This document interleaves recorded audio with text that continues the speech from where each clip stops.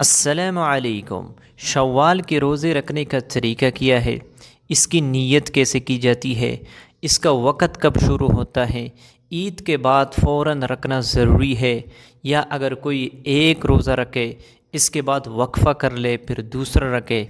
آیا یعنی عید کے مہینے میں، شوال کے مہینے میں اگر کوئی آخر میں یہ 6 روزے رکھنا چاہے تو آیا وہ رکھ سکتے ہیں یا نہیں؟ اسی طرح اگر کسی کے ذمے قضا روزے باقی ہو تو وہ شوال کے روزے رکھے یا یہ جو شوال کے 6 روزے ہے یہ رکھے، اور اس کے لیے تراویح کی نماز وہ پڑھیں گے یا نہیں؟ دیکھو، یہ بہت اہم سوالات ہے جو کہ شوال کے روزے کے متعلق ہے، اور رمضان المبارک کا مہینہ گزرا تو اس کے بعد جو اہمیت والے روزے ہیں، فضیلت والے روزے ہیں، وہ شوال کے روزے ہیں، ٹھیک ہے نا؟ حضور صلی اللہ علیہ وسلم کا ارشاد ہے کہ جس نے رمضان المبارک کے روزے رکھے اور اس کے بعد اس نے 6 روزے شوال کے رکھے، کانا کا سیام دہر، یہ اس طرح ہے کہ اس نے پورے سال روزے رکھے۔ آپ خود اندازہ لگائے، ایک تو رمضان المبارک کا مہینہ ہے، اس میں بندہ جب روزے رکھے اور اس کی جو فضیلت ہے اور شوال کی روزے کی جو فضیلت وہ یہ ہے کہ گویا اسی طرح ہے کہ اس بندے نے پورے سال روزے رکھے۔ اب اگر کوئی شخص پورے سال روزے رکھے اس کے لیے کتنی محنت کی ضرورت ہے، لیکن یہ فضیلت انسان کو صرف 6 روزے کی وجہ سے حاصل ہو سکتی ہے۔ تو اس وجہ سے بندہ کوشش کر لے کہ شوال کے روزے کا بھی اہتمام کر لے، ٹھیک ہے نا؟ اب سوال یہ پیدا ہوتا ہے کہ اس کی نیت کیسے کی جاتی ہے، اور ایک غلطی ہے جو بہت سے لوگوں کے اندر یہ غلطی پائی جاتی ہے اور وہ غلطی کرتے بھی ہے، حالانکہ نہ ان کا روزہ ہوتا ہے اور نہ انہیں شوال کے روزے کی فضیلت حاصل ہوتی ہے، ٹھیک ہے نا؟ نیت ہم اس طریقے سے کریں گے کہ میں شوال کے روزے کے نیت کرتا ہوں واسطے اللہ تبارک و تعالیٰ کے، یہ بس یہ نیت ہے۔ رات کے وقت آپ سحری کے وقت اٹھے اور آپ نے یہ نیت کر لی کہ میں شوال کے روزے کے نیت کرتا ہوں واسطے اللہ تبارک و تعالیٰ کے، بس یہ آپ کی نیت ہے۔ نیت اصل میں دل کے پختہ ارادے کو کہا جاتا ہے۔ آپ کے دل کے اندر یہ آیا کہ میں روزہ رکھنا چاہتا ہوں شوال کا، ٹھیک ہے نا؟ یہ نیت ہے۔ اب غلطی کہاں پہ لوگ کرتے ہیں؟ یہاں پہ لوگ غلطی کرتے ہیں کہ وہ سحری کے وقت اٹھتے ہیں اور وہ اذان کے انتظار میں ہوتے ہیں کہ فجر کے جب تک اذان نہ ہو جائے ہم کھا بھی سکتے ہیں اور پی بھی سکتے ہیں۔ دیکھو، ایک ہوتے ہیں طلوع فجر، یعنی جو سحری کا جب وقت ختم ہوتا ہے اس وقت تک آپ جو ہے نا کھا بھی سکتے پی بھی سکتے، ٹھیک ہے نا؟ جس وقت اذان فجر دی جاتی ہے، جو مؤذن حضرات اذان فجر دیتے ہیں تو تقریباً طلوع فجر کے بعد دیتے ہیں۔ بعض مساجد میں 20 منٹ کے بعد دی جاتی ہے، بعض میں 10 منٹ کے بعد، بعض میں آدھا گھنٹے کے بعد اذان فجر دی جاتی ہے، ٹھیک ہے نا؟ اور وقت کب ختم ہوتے ہیں؟ جب طلوع فجر ہو جائے، یعنی سحری کا وقت جب ختم ہو جائے تو یہ جو ہے نا آپ جو ہے نا نہ کھا سکتے ہیں نہ پی سکتے ہیں، اس کے بعد اذان دی جاتی ہے۔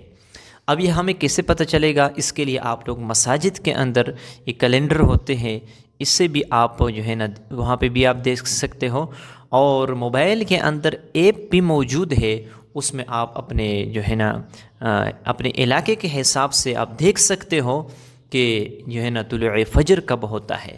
ایک ہوتے طلوع فجر اور ایک ہوتے ہیں طلوع آفتاب، جس وقت سورج نکلتی ہے وہ ایک الگ وقت ہے، اور ایک ہوتے طلوع فجر، جس وقت فجر کا وقت شروع ہوتا ہے، یعنی جس کے بعد اذان دی جاتی ہے سحری کے وقت، اس وقت ختم ہوتا ہے۔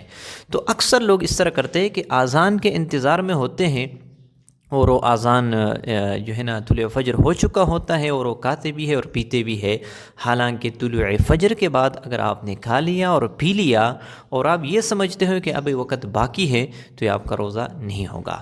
تو یاد رکھنا، طلوع فجر سے پہلے پہلے آپ نے نیت کرنی ہے اور کھانا پینا یہ بند کرنا ہے، ٹھیک ہے نا؟ تو آپ رات کے وقت نیت کریں گے، سحری کے وقت آپ نیت کریں اور اس کے بعد آپ شوال کا روزہ رکھیں، ٹھیک ہے نا؟ اور بہت سے لوگ یہ سمجھتے ہیں کہ اس کے لیے ہم نے پھر تراویح کے بھی اہتمام کرنی ہے۔ یاد رکھنا، عید کے بعد تراویح نہیں ہے، اور رمضان المبارک میں تراویح ادا کی جاتی ہے۔ اس کے بعد آپ نے صرف روزہ رکھنا ہے، اور تراویح ان کے لیے ضروری نہیں ہے۔ اب ایک اور سوال ہے کہ جس کے ذمے قضا روزے باقی ہو وہ شوال کے روزے رکھ سکتے ہیں یا نہیں، اور ان کے لیے کیا بہتر ہے؟ تو سب سے پہلی بات تو یہ ہے کہ جو قضا روزے جس کے ذمے باقی ہو، تو سب سے پہلے قضا روزے کا اہتمام کر لے، ٹھیک ہے نا، 1 ہو 2 ہو 3 ہو وہ پورے کر لے۔ اس کے بعد جو ہے نا شوال کے روزے رکھے، ٹھیک ہے نا، وہ تو شوال کے مہینے میں آپ رکھ سکتے ہو، ٹھیک ہے۔ اور دوسرا سوال یہ ہے کہ شوال کے جو روزے ہیں یہ عید کے بعد مسلسل رکھنا ضروری ہے، یا جو ہے نا پے در پہ بھی بندہ رکھ سکتا ہے؟ تو یاد رکھنا، عید کے بعد بھی آپ رکھ سکتے ہو، ٹھیک ہے نا۔ اور اگر آپ اس طریقے سے کریں گے کہ ایک روزہ آپ نے رکھ دیا، اور اس کے بعد 1-2 دن وقفہ کیا، پھر دوسرا، پھر اس کے بعد وقفہ کیا، پھر تیسرا، اس طریقے سے بھی آپ روزے رکھ سکتے ہو۔ ضروری نہیں ہے کہ مسلسل ہو، ٹھیک ہے نا، 6 روزے مسلسل ہو، یہ ضروری نہیں ہے۔ آپ اس طریقے سے بھی کر سکتے ہو کہ مہینے کی اینڈ میں آپ جو ہے نا یہ 6 روزے رکھے، اس طریقے سے بھی جو ہے نا یہ جائز ہے۔ لیکن جن حضرات کے ذمے قضا روزے باقی ہو انہیں چاہیے کہ سب سے پہلے قضا روزے رکھے، اس کے بعد جو ہے نا شوال کے روزے رکھے، ٹھیک ہے نا، کہ ان کے قضا روزے اس طرح ہے کہ اس کا پوچھ اور اس کا حساب ہوگا، اور یہ جو شوال کے روزے ہے یہ نفل ہے، اور جو ذمے پر باقی ہو انہیں مقدم کرنا چاہیے، انہیں پہلے رکھنا چاہیے کہ بندہ اپنے ذمے سے جو اس کا کھاتا ہے وہ بالکل کلیئر ہو جائے، صاف ہو جائے۔ تو اس طریقے سے آپ جو ہے نا شوال کے روزے رکھ سکتے ہو، اور ان چیزوں کا جو ہے نا آپ لحاظ کر لیں۔ اور ایک بات بھی یاد رکھنا کہ جن چیزوں کا اہتمام ہم نے رمضان میں کیا ان چیزوں کا اہتمام شوال کے روزے رکھنے میں بھی ضرور کیا کر لے۔ مطلب غلط گفتگو سے بندہ پرہیز کر لے، موبائل کو غلط استعمال کرنے سے اپنے آپ کو بچائے، بد نظری سے اپنے آپ کو بچائے، مطلب گناہ کے جتنے بھی کام ہے روزے کے حالت میں ان سے جو ہے نا بچنا یہ بہت ضروری ہے، ٹھیک ہے نا۔